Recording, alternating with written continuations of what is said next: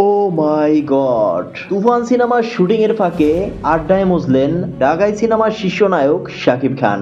সম্প্রতি এমনই একটি ফটো প্রকাশিত হয় সামাজিক যোগাযোগ মাধ্যমে, যেখানে দেখা যায় তুফান সিনেমার শুটিং এর ফাঁকে একসাথে বসে আড্ডা দিচ্ছে শাকিব খান, রায়হান রাফি, মিশা সওদাগর সহ শাহরিয়ার শাকিল।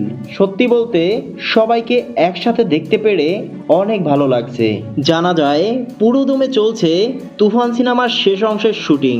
অ্যাকশন তাদের সিনেমায় শাকিবকে দেখার জন্য অপেক্ষা করছে সিনেমা প্রেমীরা। তুফান সিনেমায় প্রথমবারের মতো একসাথে কাজ করছে শাকিব খান ও মিমি চক্রবর্তী। তুফান সিনেমায় শাকিব খানকে একজন গ্যাংস্টার চরিত্রে দেখা যাবে।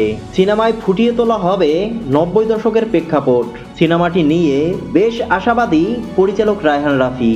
আগামী ঈদুল আজহায় সিনেমাটি মুক্তির জন্য প্রস্তুত করা হচ্ছে। প্রিয় বন্ধুরা, তুফান সিনেমা নিয়ে আপনি কতটুকু এক্সাইটেড জানিয়ে দিন কমেন্ট বক্সে।